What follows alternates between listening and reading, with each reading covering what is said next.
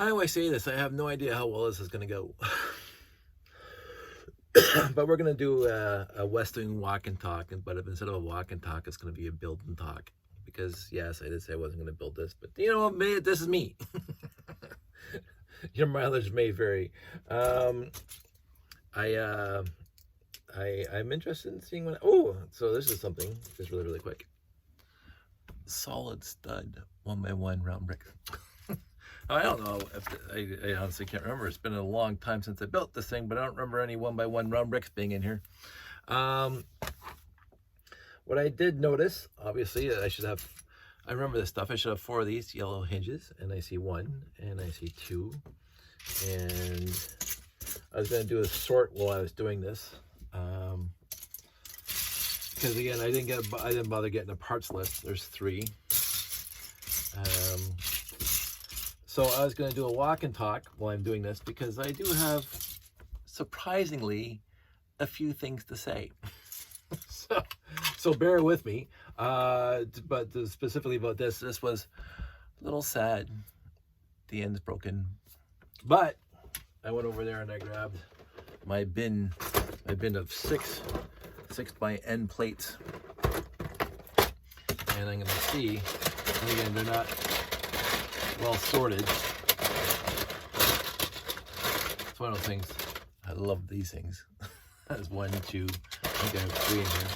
I don't think. Do I have 6x16 here? Maybe I'm out of rec too. I do not see any 6x16 red. So it's one of those things. I know I used a whole bunch in the layout. Surprisingly, I used a whole bunch in the layout because I can hide them. I can build them into the tower. The tower has many red 6x plates in it because I just covered over with dark gray tiles. So the other thing is, as I wanted to see, I was actually more surprised that I had one sitting right here on top. So that was interesting. This is my yellow. There's 2. So actually right now, here, I have more yellow 6x16s than red 6x16s, which surprises me. So, there's a whole bunch. I got 4 6x16s. Like, wow. Without digging, they're right there on top. Now, this is the one thing about the little nuances that you get when you start sorting out your collection. For yellow, this is my 4x and my 6x. This whole bin is all 4x and 6x plates. All of them can fit in one bin. For black, I have at least 3 bins now of 4x plates and 2 bins of 6x plates. And red, I have 1 6x plate bin and 2 4x plate bin. And they're sorted by 4x4 to 4x10 and then 4x12 or 4, whatever. They're sorted, so, you know. But I do find it odd that yellow has the least number of plates in my collection. So it's like maybe they just didn't release a lot. I do not know. But, oh, there's the 4th one there. So now I have 4 of these guys. The last time I restored one of these sets that I got as a used lot, I actually had to order 2 of these to finish, 2 of these hinges to finish it.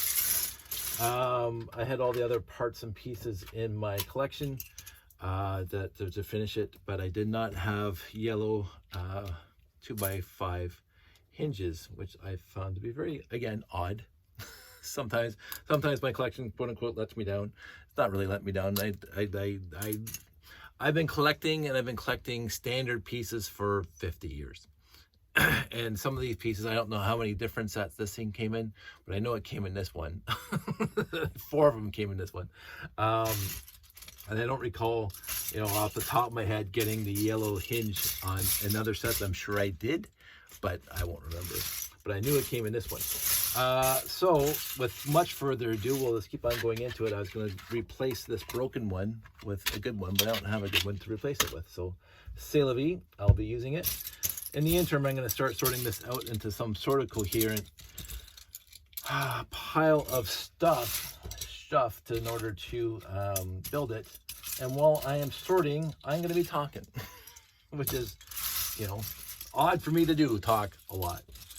And the one thing I'm going to talk about is not what I forgot yesterday, because I still can't remember what I was going to talk about yesterday. But I was listening to one of my shows, and it's something that's been on my mind for quite some time, and this has nothing to do with Lego, although a little bit to do with Lego.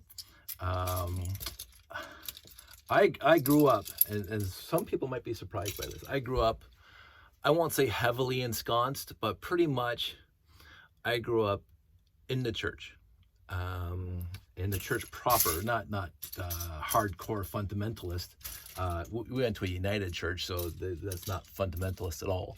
But they're very, very socially active, as my parents were. But I grew up in the church. I was in Sunday school every Sunday. I was in church every Sunday. I was in the choir. I even went off to post-secondary at a Christian university.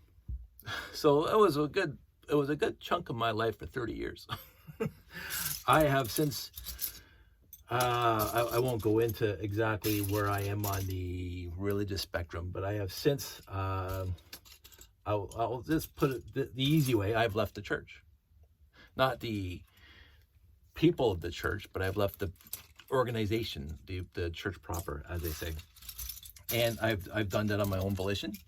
And that's just because of where I am in my life. But I still absolutely, a lot of people who leave the church have this animosity towards the church after they leave. I do not have any animosity or leaving the church because of hurt, whatever. The people in my life, most of my close friends that I see all the time, are avid church-going people.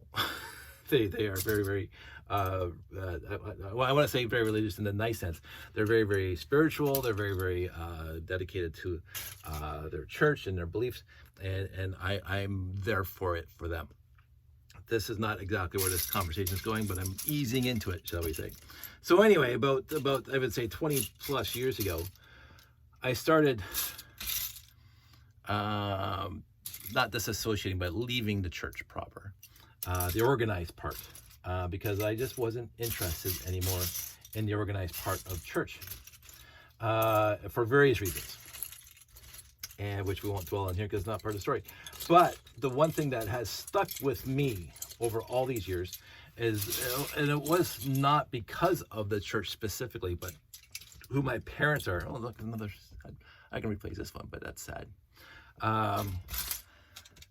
Because of who my parents are. My parents were very, very socially active, socially aware, there for one another, do unto one another, as the church would have you say. But my parents were like that anyway. They wouldn't need the church to tell them that. I think I just dropped it. Oh, there it goes. So very, very socially conscious. Be aware of that. If your neighbor needs help, you go over and help. If somebody needs a leg up, you offer them a leg up. You offer them your hand. But then it wasn't just the church in my life. It was the Boy Scouts. I was involved in Boy Scouts for, again, almost the same number of years. I was involved in the community for basically the same number of years. I was involved in all that stuff with my parents and my family and my friends. And so I grew up not naive. So this is where this is going. I didn't grow up naive to the world. I'm quite fluent, quite understanding of how the world works. But I grew up in an environment and a mindset to, you guys want that lifestyle over there, you go have that lifestyle over there. And I'm never gonna say, like some of the fundamentalist churches would.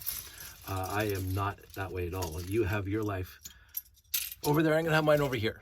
This is a no judgment zone. Where the rubber hits the road for that one, though, is there was no swearing in my house growing up. My parents were adamant, and again, I don't even remember it because I never had the need or the want to swear. I've heard it in the playground and like other friends and whatever, but I grew up in an environment with all my relatives in the church and the Boy Scouts and blah, blah, blah, where we just didn't have to swear. We didn't use profanity. We didn't use vulgarity. We didn't. It was not necessary. And this is the environment that I grew up in. Now, again, this is not a judgment thing, but I to this day at 56, and again, the last 5 years, I will say that it's very odd for me now that I can say this, that for 50 years of my life, I rarely use profanity, like rarely, because that wasn't necessary. The last 5 years, and I won't tell you what happened 5 years ago, but the last 5 years, vulgarity does happen. Not vulgarity, profanity, not vulgarity. There's a huge difference. There's a huge distinctive, which we're going to talk about. And so I am not a prude. I am not remotely a moral prude at all. I have zero problem with people living the lifestyle they want, as long as they're having fun and not harming anybody and is consensual. All the power to you. I do not partake in a lifestyle that is like that. And it's not because of my old Christian values, which again, I'm no longer a Christian, I can say that. But it's not who I am.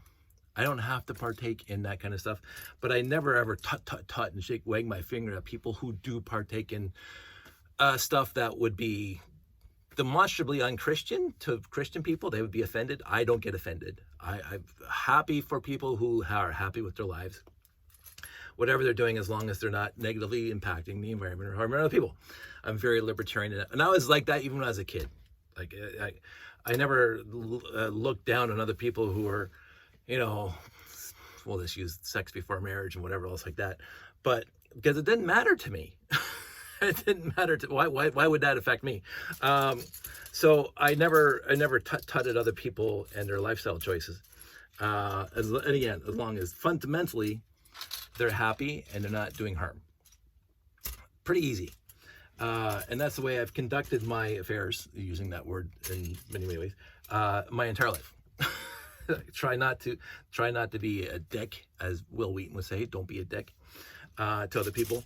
But the one thing that, and this is the long tangent to get there, the one thing that does bother me to this day, because again, what happens behind closed doors and what happens in your private lives, it doesn't matter to me. It really doesn't matter to me. And I'm going to use the textbook example. And if you guys are my age, and again, for whatever reason in my life, WKRP plays a huge factor in my life. I love the show. I absolutely adored the show when I was on. I saw reruns numerous times. I have the box set of the first season somewhere, blah, blah. WKRP is one of those TV shows in the history of television that I find to be the most unique sitcom around in the history. And I don't know if it would fly today. We keep on talking about, like, Seinfeld was a brilliant show, as a lot of people say it wasn't, but I thought it was a brilliant show, and I laughed every episode. There was something funny in it for me to laugh at and laugh with. But I don't think you could put that show on TV today. I don't think that show would have made it today and that's only like 20 years ago or 15 years ago. I guess over 20 years ago. And Cheers, which I watched religiously, if I want to use that word. I watched Cheers all the time. Would that show be successful today? I don't know. But even back in the day, you had in the 70s Alice and Archie Bunker and Jeffersons and like all those mods and whatever else like that were all spin-offs from Norman Lear and blah, blah, blah. And they were social commentary. They were satire. They're the Red Fox show. Some of it was, I watch it now and I didn't get that kind of humor when I was a kid. But I won't say they were mean, but they were out to make a point. And I'm not faulting them for trying to make a point, because I think TV should be used for education purposes sometimes and to hold up a mirror to society sometimes, which is something that Norman Lear and Carl Reiner had a great time doing, and I support them wholeheartedly in this. But along comes a little show like WKRP, and I think the producer's name was Hugh Wilson. And it was, for me, a very kind, decent little show. It was a kind and decent, morally clear little show. My kind of morals, not church morals, not Catholic or whatever, not shaking your fingers at different whatever. But it was for me, as a textbook example as to what society can strive for as inclusionary and appreciation of others who are not necessarily you, and blah, blah, blah. And the one thing where it comes back, and this is the whole tangent to get to the vulgarity and the profanity part, is there was one episode that's of all the episodes. Actually, there was a go off on this quick tangent. My buddy John and I were talking about KRP, and I went online to figure out how many episodes there. There's 94 episodes for WKRP. It ran from 1978 to 1982, 4 seasons. And then there's a wiki, because there's a wiki for everything. There's a wiki for WKRP that lists the episodes and a brief synopsis of every single episode. And I read through them all 94 episodes they have, and I smiled at lots of them because I remembered specific scenes. The second they go in the first line, I know exactly what episode it is, and I have this cute little smile about remembering the episodes. You know, Herb chasing the piano down the street. the baseball episode, the Les playing baseball. Like, there are so many fantastically wonderful, decent episodes in WKRP across the board. And there was all but 3 that I remember vividly. I could tell you exactly the whole show synopsis and who was doing what and blah, blah, blah, just by the first line of the synopsis. But there was 3 episodes I do not remember at all. I'm reading the synopsis. I could not remember at all for the life of me what happened in those 3 episodes. I don't remember, which I found to be very, very odd. But anyway, so there was one episode of WKRP that I am going to remember for this. Actually, most of them I'm going to remember, but the one that I do remember, and I am going on about stuff right now, is the funeral home episode. And this is why it sticks with me, because this is my kind of morals for projection to society, how I want to live my life. And the synopsis of the episode was a funeral home owner wants to attract, on the radio commercial, he wants to attract a different clientele. He wants a younger audience. So he wants a more hipper audience. Of course, that's the expression they used back in the day, hip. And so he wants a hip radio commercial for a funeral home. And they come up with one that is, the word is crass, and you don't hear that word a lot anymore. Crass. It was a crass commercial. It's 100% commercialism, as to reel the kids in to look at funeral homes for whatever. And you can go listen to the jingle, because I can still sing it in my head, but I'm not going to bother, because it's funny and whatever. It's not offensive, but it is offensive. It's a crass commercial. And then you have Mr. Carlson at the end of the episode, who has to make a decision between airing the commercial and taking this guy's money, who wants to pay him lots of money to air this commercial on WKRP, or standing up for his values of what he considers to be good taste. And this is my point. When I get down to it, this is my point. The commercial, as it was in 1978, whatever, it wasn't bad taste. It was just bad taste. There's nothing innately vulgar about it or whatever. There's no overarching this is mean, but it's just crass. It was just to get money and get people into the door. And so Mr. Carlson says, Andy, it's just not, the commercial's not in good taste. I don't want it. I don't want it played on my radio station. And Andy respected that, and I like that about Andy too. He knew that Mr. Carlson would have a problem airing this radio. Mr. Carlson's the owner of the radio station, by the way. so Mr. Carlson said no at the end of the whole show. Said no to the money, gave up the money for his sense of values, his sense of morals. It was a crass commercial, and it was deeply not his style. And so he stood up for it. And so here's me. I listened to a whole bunch of podcasts, and again, I've heard Joe Rogan talk before, and I've heard other people talk before, and I'm listening to Michael, whatever his name is, from Superman, Smallville. I love his little show. It's fantastic. I listen to a whole bunch of podcasts, and again, vulgarity and profanity doesn't bother me to my root, because I've heard it my entire life, and I've whatever.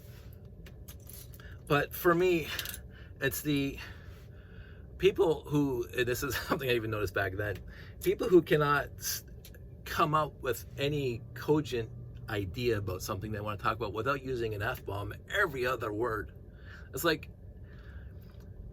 that doesn't help for me. Some people might, oh, I'm going to listen harder because he's using the F-bomb. Like I hear that some people are attracted to, so if somebody's using the F-bomb, I'm going to pay attention. What for me is, it's not in good taste for me. And so I say, I'm tuning you out. I'm not going to like, and so, but even the F-bombs don't bother me as much as the example I'm going to give now is the shock value of stories. And what I mean by that is that some people are using, I won't say humor, but I guess humor. They're trying to get across, I won't say anti-religious. Some people go like to the extremes. They were ultra religious when they're younger in their life, and they go completely to the opposite end, where they're swearing all the time and they're telling crude jokes all the time, and they're just being spiteful and crass. And so I was listening to this podcast today about people leaving religion and trying to find their way, and the hosts were talking to some people, and then the callers are just making extremely crude jokes. And I get that they want to lash out at the religion. I get it. Not me, because I never had any bad experience with my religion. I just grew out of it. I guess that's the easy way for me to put it. I just grew out of it. But there are a lot of people who had bad experiences with religion over their lives, and the brainwashing and the whatever else is. I didn't have that in United Church. Like I got married to Sandy by the minister who baptized me.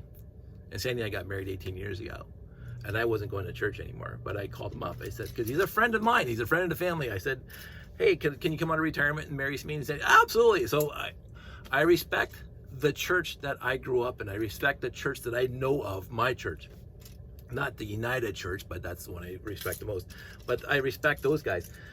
And I get there are some churches out there that don't deserve that kind of respect. I really do. But it's not, this is the painting of the brush. It's not everybody at all times in all churches. And so when you get somebody who's going on there talking about making very, very vulgar jokes about specific things that to the detriment of people's beliefs, I have to, for me, it's not in good taste. Because you might have, because I'm not struggling anymore with this, with my leaving religion. I'm not struggling at all. Actually, I didn't struggle much leaving it, to tell you the truth, which is a whole other story. I just grew up. I grew from the succinctly, without a lot of nuance. I just grew up and put it away, which I haven't done with this. But for some people, they're struggling. They're struggling, really struggling. I've talked to people who really have a tough time with their beliefs in the world and blah blah blah, and they want to sit down and they want to talk to somebody with all sincerity and who understand where they are and blah blah blah, and they're struggling with God, and they're struggling with their beliefs, and they're struggling with reality and blah blah blah, and you come along with this vulgar joke just because you were hurt by religion some point in your past.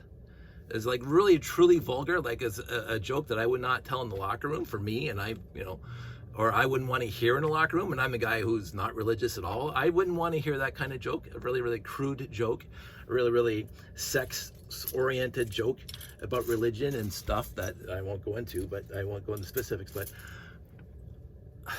it's crass. It's in bad taste. And the point is that not that people are trying to win converts to the other side, not that these people are doing these podcasts to win converts, but if you're having a discussion about leaving religion or all that kind of stuff, or even struggling with the beliefs in religion, and you have somebody on there who's just cracking wise about very, very crude, very, very derogatory, very, very demeaning, very, very spiteful jokes about religion and specifics. Like, again, I want to be very clear. I know that religion has hurt some people. I know it, and because I've had talks with lots of people, and so and yet since their earliest cognitive understanding is that religion is the center point of their lives, and so they have this huge conflict between trying to leave the religion with the years and decades of baggage, and then they come across somebody who has left religion or says they left religion, and all they're just cracking wise with the most vulgar and crude jokes you possibly can imagine. You can see where that person who is struggling with their stuff is not going to want to come over to your team, shall we say?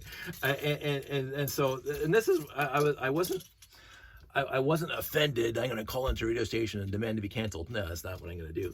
But I'm going to come on here and I'm going to talk about it. and my point is that right then, the second I heard this person who was struggling, and then the person that cracks wise about really disgusting jokes, I'm going, that's not in good taste.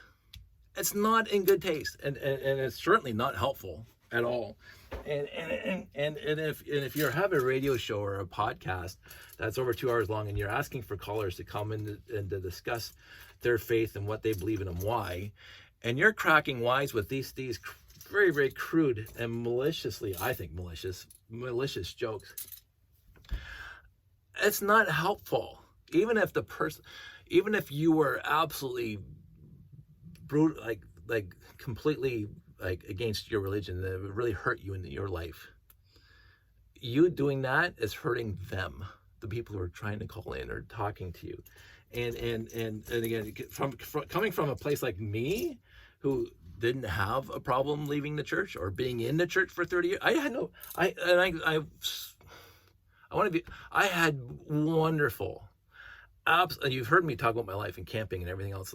My whole childhood was a dream vacation compared to some people. And again, I'm not saying that my life was perfect. There was some, everybody has some problems about whatever. But when I look back at my life and my childhood and my parents and everything that happened in my life, and I look about how wonderfully awesome, I say this without any ambiguity, I have had a blessed life, period. Like, my parents were always extremely supportive, even though at the time when I was younger, I didn't understand or feel like they were supporting me, but they were supporting me in their way. And I talked about this in a previous episode. They were showing their love towards me the way they knew how and the way they wanted to convey it to me. And I had to, back then I didn't understand it. I had to accept that as it was coming to me, the way they were showing their love towards me, because there was nothing wrong with the way they were showing their love towards me, which was being, I don't want to use the word authoritarian, but they were very, very specific as to what was right and what was wrong. There was a lot of black and white from my parents. But again, they come from the generation that everything was black and white. Right? So, whereas we, us younger people in Gen X, realize things aren't always black and white. Now, again, my parents never laid a hand on me. Well, my mom spanked me until I was 6, but then that's what they did back then. And then after 6, she knew that it wasn't doing anything for me at all. So, spanking me with my high pain threshold did nothing for me. So she took away the Lego, which is what, my punishment was always when I was a kid. If I was acting up or doing something stupid, she'd take away the Lego. And I am missing I can't get that off. And I will not use my teeth. But overall, my 17 years before the divorce of living with my parents was an absolute blessing. And I realized that when I talked to my other friends at the time, when we got older, they didn't have the blessings I had. My parents were in church with me. My parents were in Boy Scouts with me. We did the camping, like literally all the time. Every long weekend we were camping somewhere. And I love camping. I don't know if I love camping because we went camping all the time, or we went camping all the time because I loved it. I don't know. But I love camping. And all the stuff that we did as kids. We had the sandbox. We had the tree house. We had the forest. My dad helped me build kites. My dad showed me how to use a skill saw at the age of 8. My dad was and I'm going to say this because I'm actually in my head, to go off on this quick tangent, I'm actually getting his eulogy prepared in my head. Not that he needs it, because he's going to live another 15 years. But I keep on coming across these little stories of my dad that I want to say when the sad time comes and he's gone, because he was, in my life, without any ambiguity, the best role model anybody would ever have as a dad. Now, everybody says that about their dad, and I will not fault them for that. But my mom was fantastic with her faults. My dad was fantastic with his faults. and it's the faults that made life worth living. I have faults, like we all do, and yet we always come to the point where those faults are not the defining characteristic of who we are. And one of my faults that I have to this day, and it's because of my whole upbringing, is that I still believe to this day that there's good taste and there's bad taste. And again, I've gone crude. I've amongst close friends that if we're talking crude jokes, but there are some things that's a bridge too far, especially in a public forum where people are watching that you do not know. And so I mean, and that was the whole thing for me, is that for me, some people just want to kick the anthill for no good reason. There was absolutely no good reason to say that joke on, or actually there's a few jokes there, to say those jokes on the air, except to show spite towards religion. And again, you can have spite towards religion. I know people who should have spite towards religion. I don't, but there are some people out there who do. But the spitefulness shouldn't be vindictive. The spitefulness should be healing to get past the spite. Like, I don't have any vindictiveness, and because this is the textbook example, there should be vindictiveness towards the old neighbors that we had. You read the book, there should be 100% spite towards them, but I don't want to, and I don't need to have that emotional, overhead on my life to have spite for them. I just, well, whatever, they're gone, see you, bye. And so if you had such a bad experience with religion and it took you forever to get over it and all the other stuff, you should be appreciative of the knowledge that you got over it, and you should be there. Not necessarily, you don't need to be a role model. Some people don't want to be role models. I get that. But you also shouldn't be the person kicking the anthill when other people are trying to. It's like you're throwing sand on somebody who's trying to get out of the pit. You're throwing sand down on them. Right? They're trying to climb up to where you are, up this very steep hill. They're trying to climb out of this pit, trying to get out, and you guys are just dumping sand on them. like, what are you doing? Like, it ain't, as I like to say, it ain't helping, and that hit me today, and it's been on my mind for a while, but it finally coalesced into something cogent and well, to me anyway, something that I could actually articulate consciously, and what articulated it consciously was Mr. Carlson and WKRP. That commercial is bad taste. That commercial is in bad taste. If you actually find it, WKRP is the funeral home episode. It's fun. it's a fun episode. Everybody gets to sing. I always like that episode. I could say, again, WKRP, I like most of the episodes. I can't think of an episode I didn't like. I mean, it's not the Thanksgiving Day turkey episode, but then again, nothing in the history of television it's a Thanksgiving Day turkey episode. But again, that's not my favorite episode. The turkey episode is not my favorite episode. It's a great episode, and it's a very funny episode. I would have to say my funniest episode that I just, every time I think of it, I actually laugh out loud, is the drinking and driving, the drinking intoxication, when they were showing, when the sheriff was there, and Venus and John are drinking to see how intoxicated they get to their radio show, and everything else is happening in the background, and the pig is painting the lobby, and like, there's so many things about that episode are just, I mean, the turkey episode is brilliant. Don't get me wrong. It's a brilliant final punchline. It was one of the funniest things ever in history. And Les Nessman doing the spot on the scene with the turkey coming out of the back of the plane is just a brilliant piece of acting with one scene. But the alcohol, drinking too much episode, from beginning to end, it's just funny. Cop's got a hat, I want a hat too. It's just a funny episode from beginning to end. It's probably one of my favorite for funniness. Venus teaching his one of his friend's sons how the atom works. Still sticks in my head to this day. How the neutrons and the new boys and the elected ones and blah blah, talking about how an atom works. Brilliant episode. There are so many. Jennifer Steele, when she dates the kid. Oh, and even when Jennifer was dating the old guy and he passes away, again you see how good Mr. Carlson is as a role model, but not a Christian idealist role model. And when he stands up to the preacher with the rock and roll. When they're banning albums back in 1978 and stuff like that. And he stands up to the preacher because, they're causing a boycott on WKRP because they don't like the radio, they don't like the music that WKRP is playing. Brilliant episodes. The Cincinnati, the Who concert, which was, a real life scenario that WKRP, Hugh Wilson went to the city council and said, can we make an episode about this? Right after it happened, and so that episode was aired soon after the kids died at the rock and roll concert with the Who. So it was timely, like WKRP across the board. Easily my favorite, and I love a lot of sitcoms. Like, don't get me wrong, I love Cheers, I love Frasier, I loved Seinfeld. I did love Seinfeld. Big Bang is one of my favorite shows of all time, but WKRP is always going to have that niche for me because it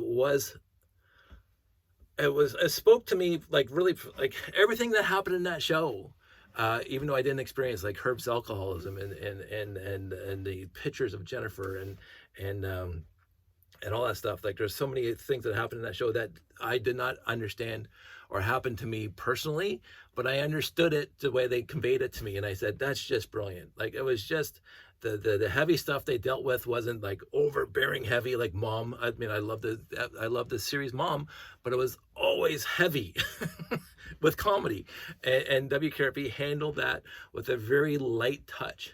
They still took on the episodes, the racist episodes when Venus was arrested for all the break-in entries, and they say it was Venus and it wasn't Venus, that he was being set up.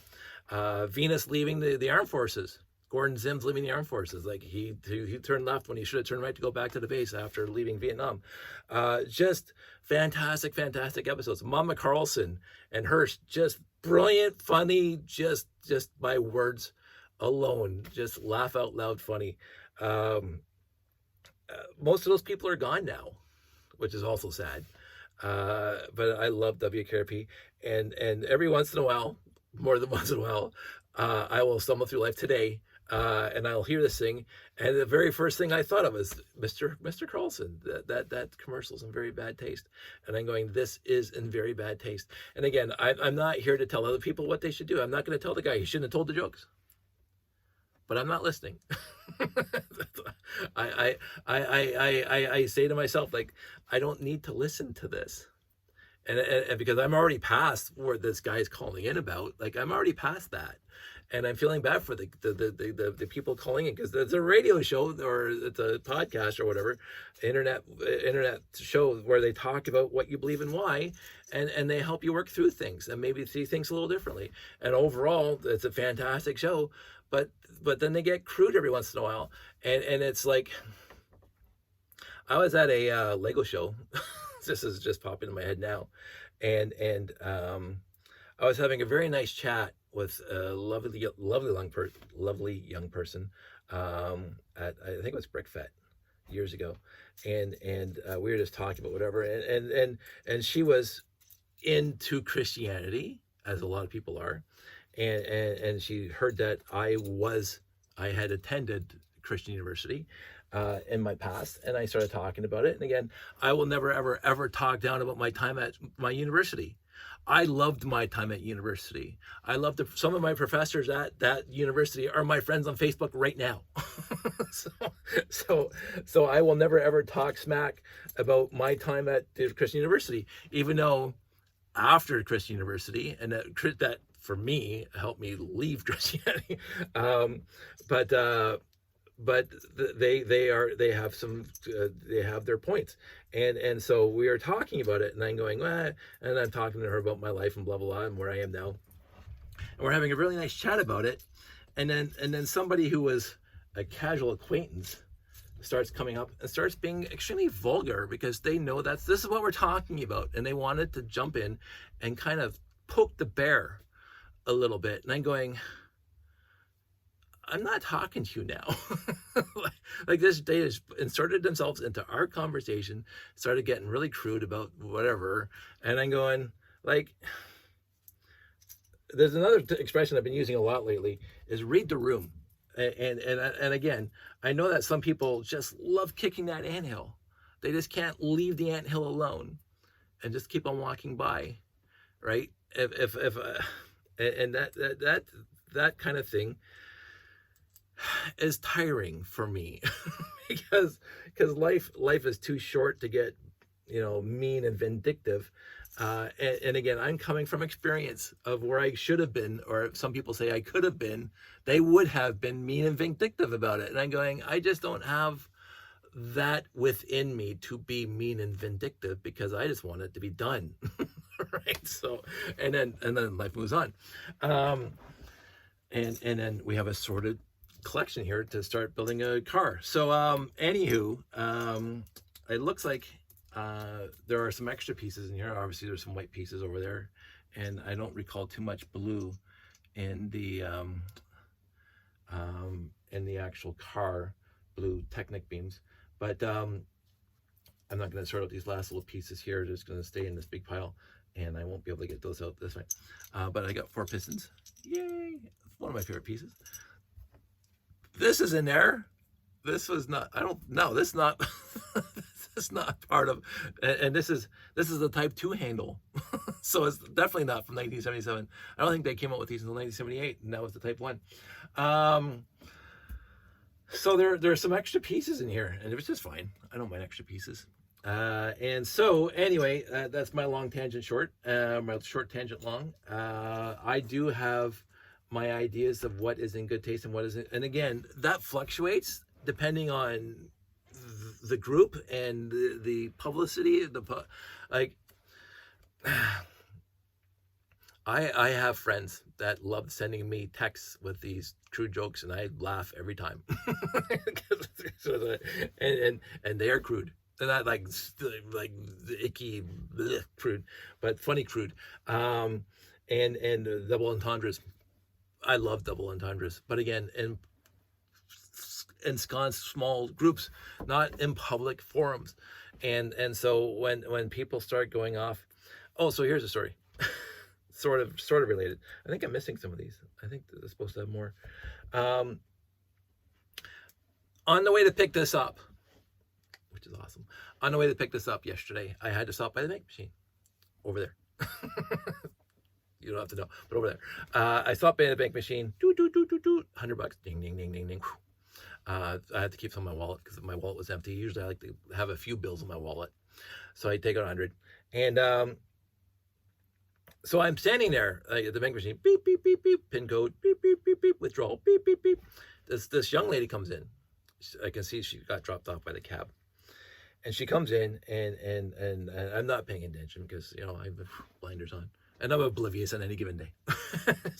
But all of a sudden I hear, bam, she punches the machine. She punches it. And she's not 21. I don't know how old she is, whatever. She's younger than me. She punches the machine and she says, fuck. And she's just like swearing, like F, F, F, F, like 4 in a row. And she's punching the machine. And I go, this thing will not take deposits. And I go, as normal, because I'm there, right? She's like loud and whatever. And I go, wow. And I wasn't paying too much attention. Because sometimes a bank machine doesn't take deposits, right? And so I said, well, I didn't bother. I don't, because I usually don't, whatever. And so I said, well, there's another CIBC down by Grays Road. And I remember putting money into that one a while back. I just haven't had money to put in this one. So I didn't even check to see if this thing took deposits. She goes, no, that's not it. I left my bank card at home. So I paused. Because so it's like, wait a minute. So it's not that the bank machine can't take deposits. It's that you left your bank card, and she's swearing, like she's F-bombed this and even more vulgar words and whatever, and she's punching it and then going like, you're not helping. It's not helping. That's a machine that can't feel you punch it. And she goes, oh, and I don't know what context this is in. Like she could have a bookie that's looking for his money, or he'll break, you give me my money, I'll break your legs. I don't know. So all these things are going through my head after I hear just this part, that she needs her bank card in order to deposit money or whatever. And I'm going, okay. And again, she took the cab here. So again, this is costing her money. So I get that. She took the cab to the bank machine. I don't know where she lives, just because the cab's parked up front, up by the door. And so she has to go back and get her card and come back to the bank machine. Maybe that's why she's angry. I didn't get the full context of anything. I just hear a bunch of F-bombs, punching the bank machine, and then storming out the door. And I'm going, huh. So again, this is how my mind works. In my head, I said, huh, when she storms out the door. And immediately, and if again, you are anything that knows anything about me, there's a scene in the pilot of Firefly. This is how everything goes back to a TV show. There's a scene like where you just can't comprehend what you're interacting with at this time. And it's when Captain Mal was like mad at Simon for whatever, and he goes and kicks that little freezer that River's in, that because he doesn't know who was there. He thinks that he's smuggling something, and he kicks it and the lid falls off, and he looks in and there's a naked girl in there. And he goes, huh? Because your mind is trying to catch up to what you're seeing. And this happens to me a lot, by the way, where I'm just in a situation and I walk into it, and I have because Captain Oblivious, I have no idea what I'm walking into. I'm just showing up for a coffee or to get money from the bank machine or whatever else is going on about it. There's a lot of like little looking at the daisies kind of thing. I'm going through my nice little life, and all of a sudden I walk into the scene and it's complete mayhem, like what happened yesterday at the bank machine. And I'm going, like, the brain takes a little while to, especially for me, because again, I like being oblivious, trust me. And all of a sudden she's just punching things and F this and blah, blah, blah. And my life's like, she's like going on about how bad her life is. And I'm going, when she left, huh? Because what else am I going to say? So anyway, on that note, 47 minutes. This is sorted. I'm going to start building next time. I don't know if you guys got through all that. It is just one of those things that for me, it is just to wrap this up with a nice little bow, as I said at the end of Iron Man 3. Growing up, my dad had an expression, and this is something that this is why I would want to do his eulogy and mention all these little things. One of my dad's favorite expressions, and it sticks with me to this day, is that class shows every time. That I don't know, I'm sure he got it from somebody else, but class shows every time. And what you'd see is people who comport themselves, and that's a beautiful word that you never hear anymore, just like temperance. Words that I love that are outside of parlance these days. Temperance and comporting yourself. You comport yourself thusly, to present yourself not necessarily to the world for the world, but for yourself, for your own sense of self. And for me, and this is what I do remember from church, and it's something I've used a lot in my life, is I think it was Joshua, I can't remember now, but the expression is, as for me and my house. You can walk that way, you can do what you want going that way. As for me and my house, we're going to do it this way. As for me and my house, as for me and the people I love and the people I adore, we're going to be nice. You can be the most spiteful, vindictive Neanderthals that ever lived. You go right ahead and do that. As for me and my house, we're not going to play that game. As for me and my house, we're not going to attack you the way you attacked us. As for me and my house, we're not going to be bitter. As for me and my house, we're just going to keep on moving on. You can rail against, you can, it's a little vulgar. You can piss into the wind all you want. That's up to you. As for me and my house, we ain't pissing into the wind.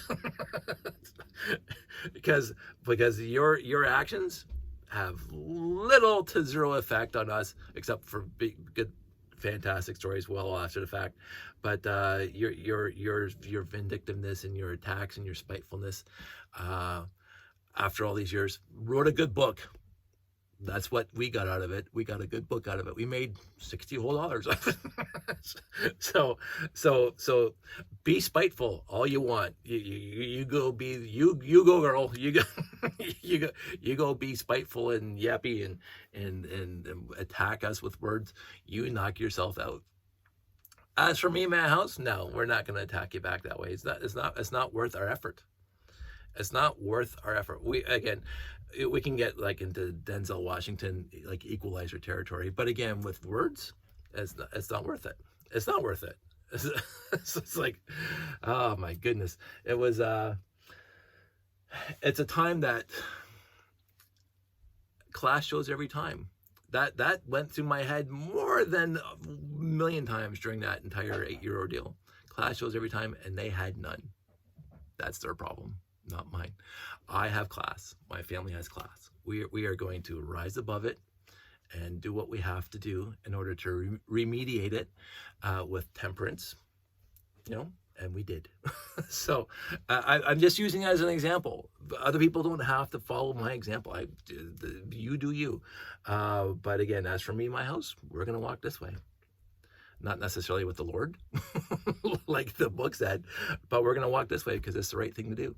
And class does show every time. And I like good taste in things, not like fancy taste, because I'm not fancy, and not highfalutin taste. I'm not highfalutin, but good taste in ideas and values and appreciation of others, and compassionate and understanding where other people are in their world. That to me is more important than anything else. And if somebody comes to me with like angst and concern and blah, blah, blah about their walk with God or their walk without God or whatever they want to come to me about, I'm going to sit there with a compassionate ear and put my critical thinking skills on and know that I've been there before. My blessing, again, I talk about this so many times about my blessings. I never had a problem being in church, and I never had a problem leaving the church. I didn't. My friends are still all Christian, and they all go to church every single Sunday, and I sit with them for a coffee, and we go to each other's birthday parties, and we go camping, and we do all this stuff together. I am not, I think, if I can't pick myself right now because I'm not an atheist. And I'm not really a deist. I don't know where I am on that spectrum. I don't know. I don't know. But I am not a Bible-believing fundamentalist. I never have been.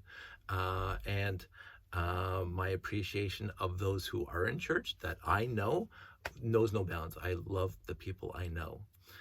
And they love me. And what more do I need? And what more do they need? That's it. So I don't have a problem with it. Anyway, that's it. That's all. This is where I am in my world. And the next video, I'll probably going to do some building. We're 52 minutes, so that's another long video. And this battery's almost dead. So I'm going to wrap this up before the battery does die. Live long and prosper. I hope some of that was okay. You guys all stay safe, take care, and I will talk to you soon.